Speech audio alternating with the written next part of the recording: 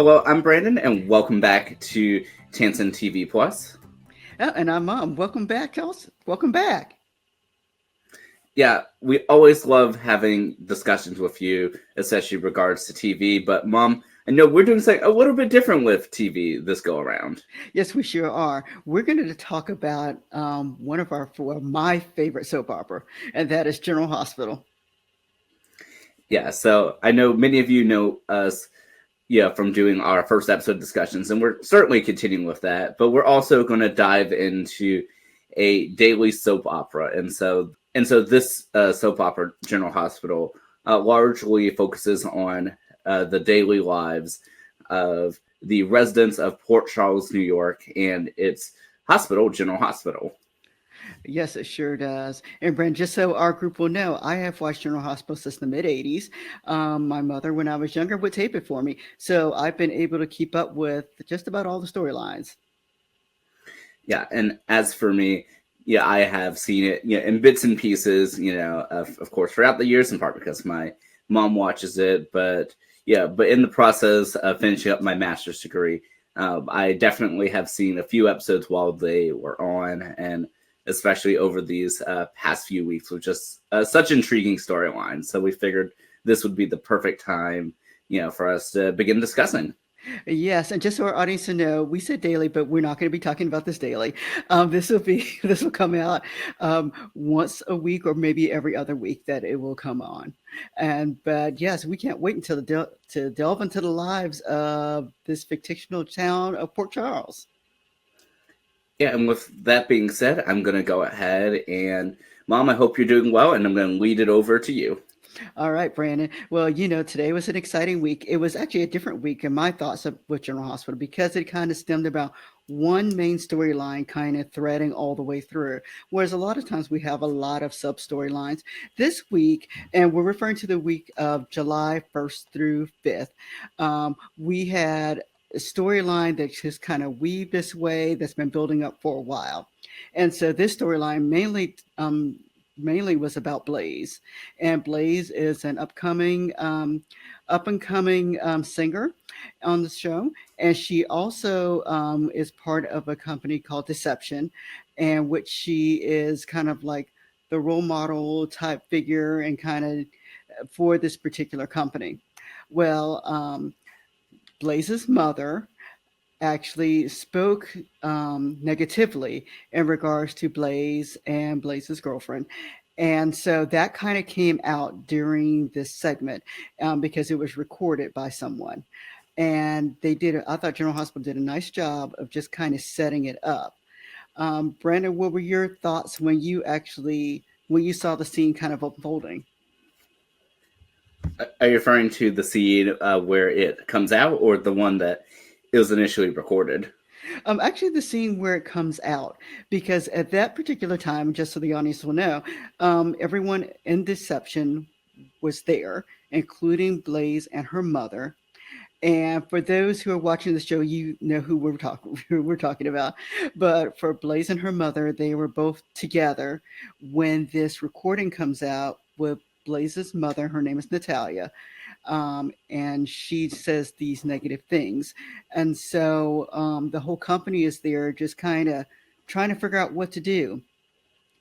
What were your thoughts, Brandon, when you kind of saw the scene unfolding?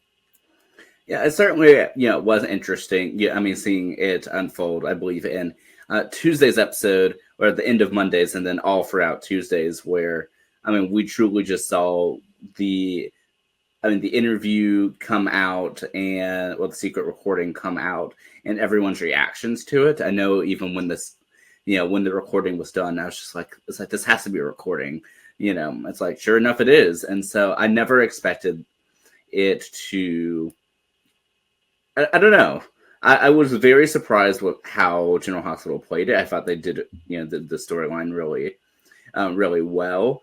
And I was surprised that it was as quick as it was, just because I know for being a soap opera, a lot of times storylines take a little longer, but that they gave it a whole episode to just sort of focus on, on that. But the reaction to it is that, Natalia, she didn't fully comprehend how the storyline how the recording happened.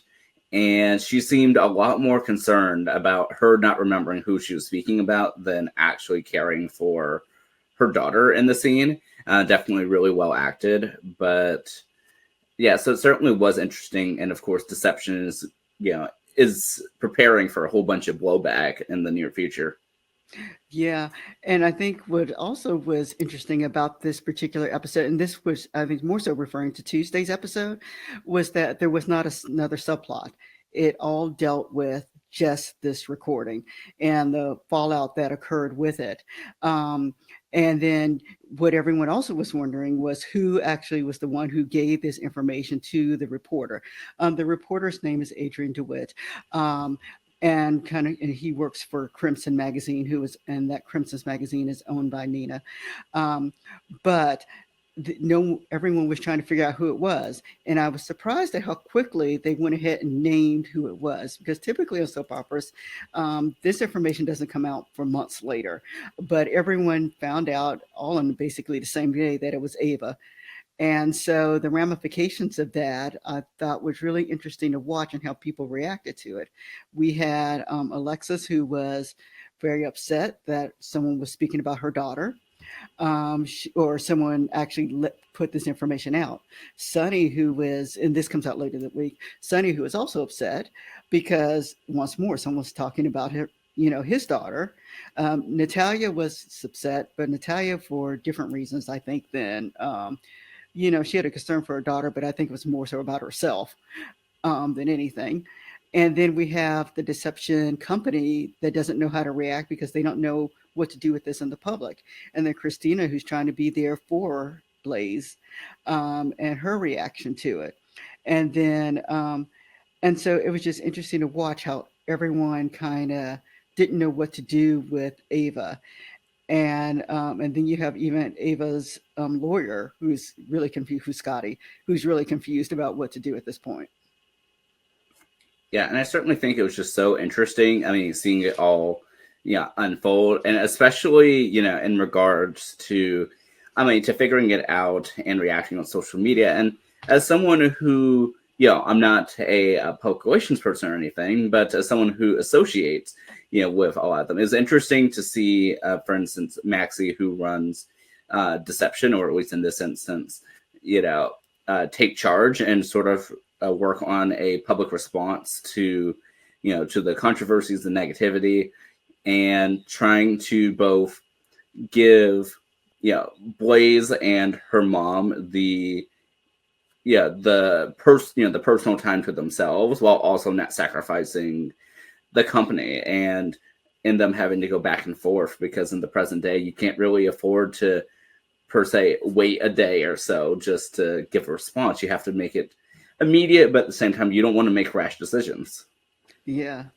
And then, like I said, for the most part, everything centered around that particular recording or in the response to it. But we did have a couple subplots that did come out just during the week itself. One of them was, of course, Sonny. And Sonny, at this point in time, wants to get full custody of his daughter Avery from Ava. And he had a meeting with Diane in regards to that. And Diane tried to lead him toward the correct path and things that he needs to do for himself. Sonny is not quite thinking clearly at this time, so he is not quite doing what he needs to do. Okay. The other storyline that we have out there, there's kind of an outlier at this point, is Carly. Carly has realized the reason why Jason has um, been working with the FBI for the last few years. And so um, Carly has realized that a conversation that she had was taped, and that they are using this conversation against Jason to kind of so that Jason will actually help the FBI out. So in this particular week, Carly does speak to Jocelyn and just lets her know that this conversation does exist and this is the reason why Jason is working for the FBI. The conversation was not that long. It was just kind of in the middle, I thought, but at the same time, appropriate because it once more had to do with the recording. So they kind of kept the theme of the recording going. It was a different recording, but it still is just the same theme that was there throughout. The two other things that kind of came out this week, Drew has officially decided to change his name to Quartermain. So that was just a conversation that occurred. And the last thing is that Dante actually on this was on Friday's episode. Dante went to go check on his father. They have a conversation.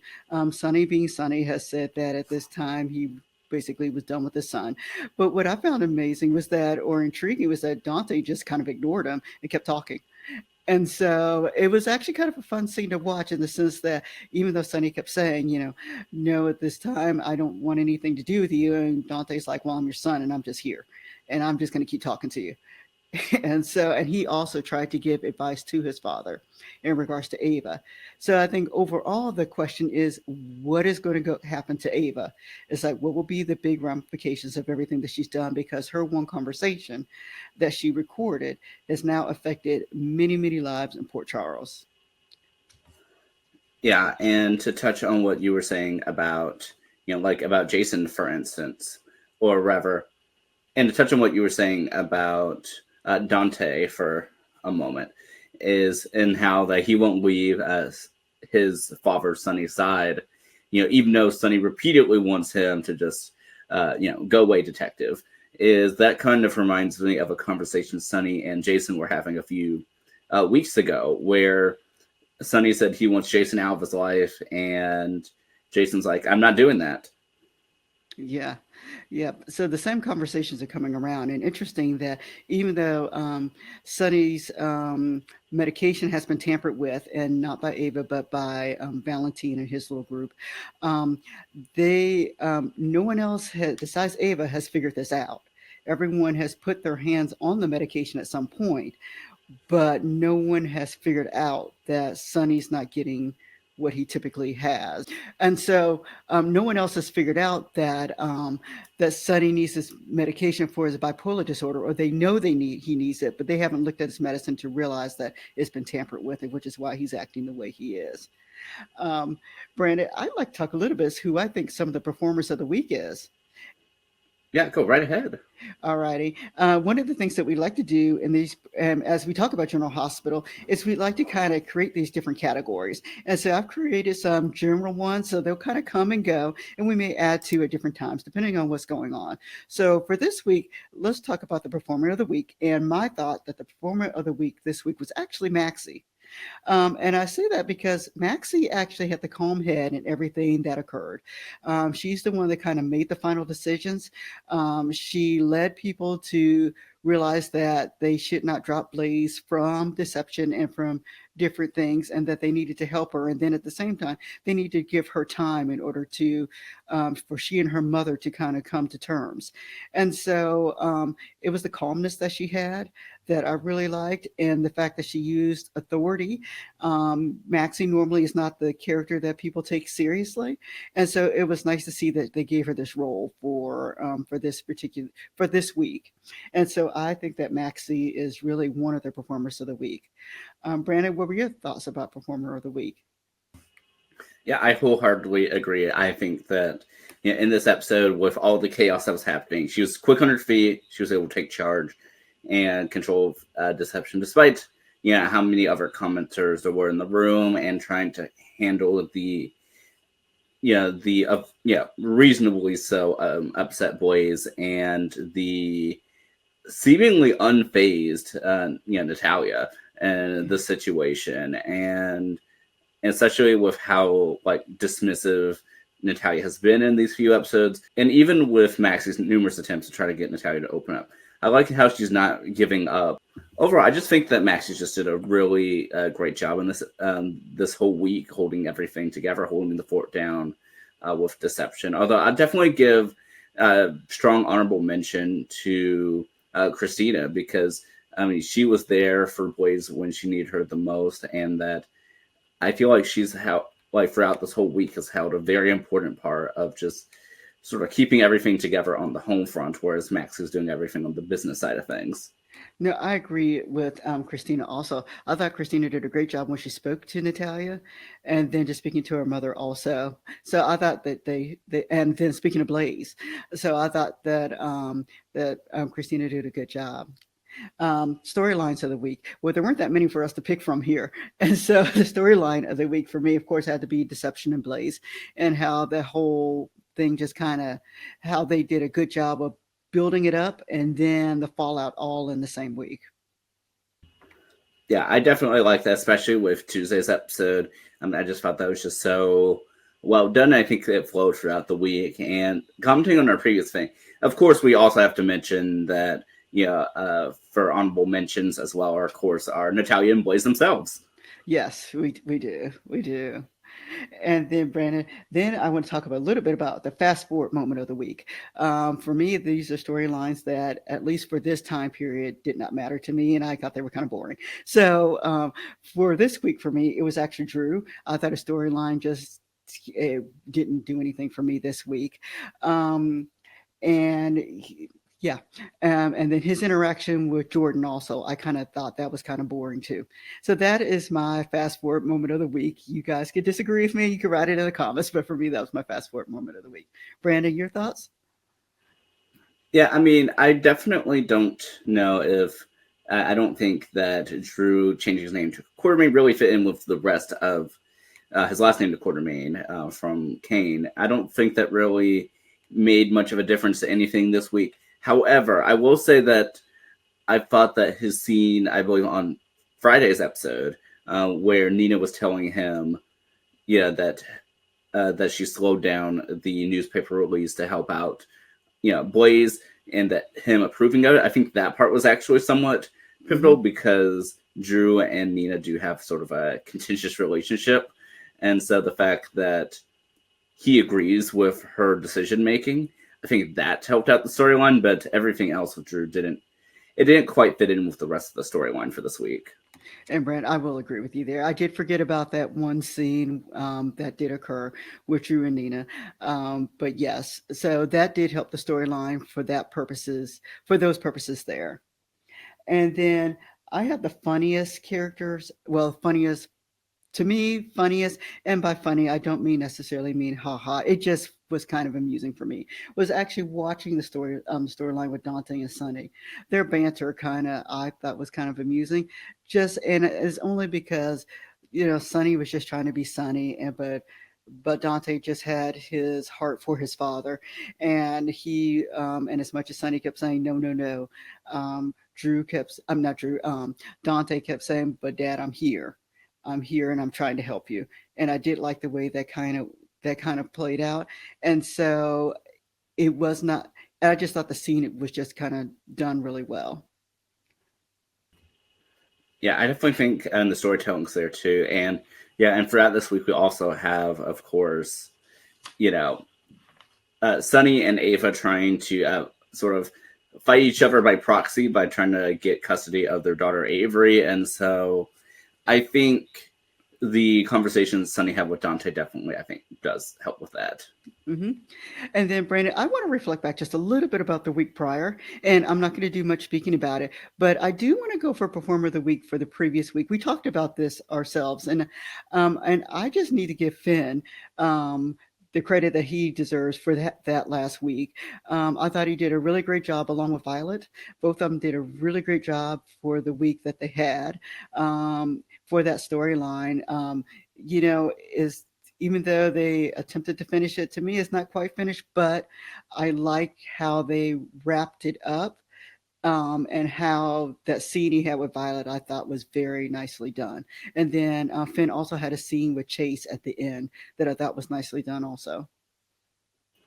Yeah, and so for context for that, so last week's episode was regarding Finn's alcoholism, just taking a new level, and him finally admitting to himself that he can't do this alone and checking into a rehab, and so it's so interesting. Seeing that storyline play out over the past few weeks after the death of Finn's father, which itself is another storyline I won't touch on in a moment. But it definitely was just a touching storyline. But for last week, I definitely would have given my performer of the week to Violet, his Yeah, daughter.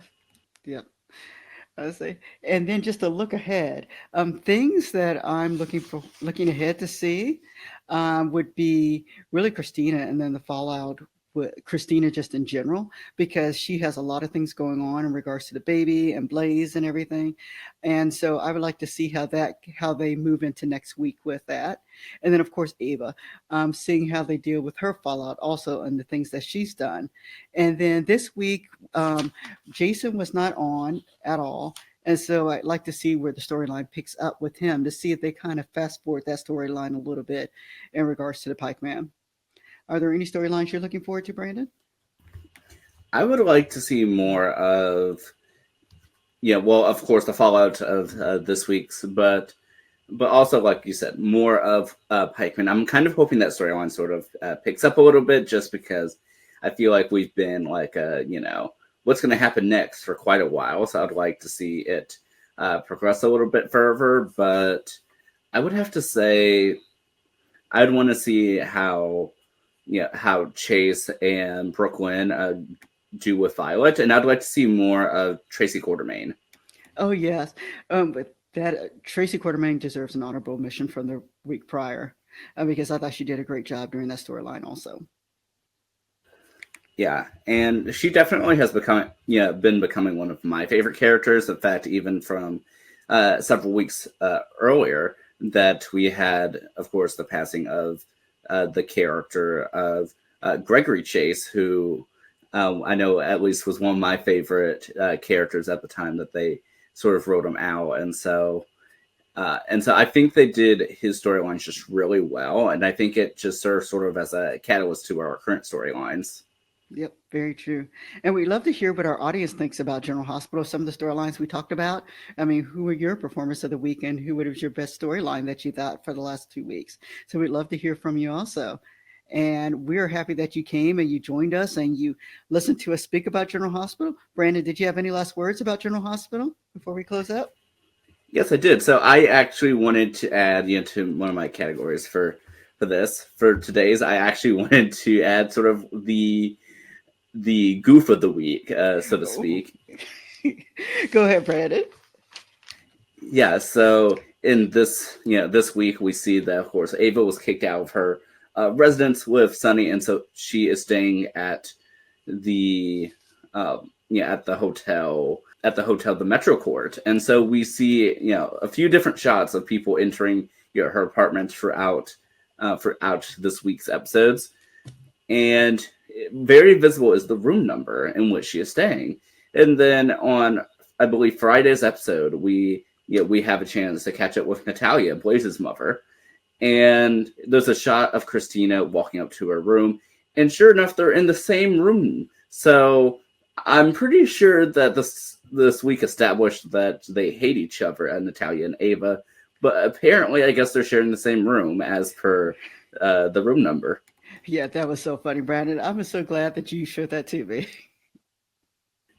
Yeah, and so I'm not sure if anyone else has picked up on that. I'd love to see if you happen to notice that. And so it's just really interesting that they didn't change anything about that. And the room layout is the same, but the furniture is slightly rearranged.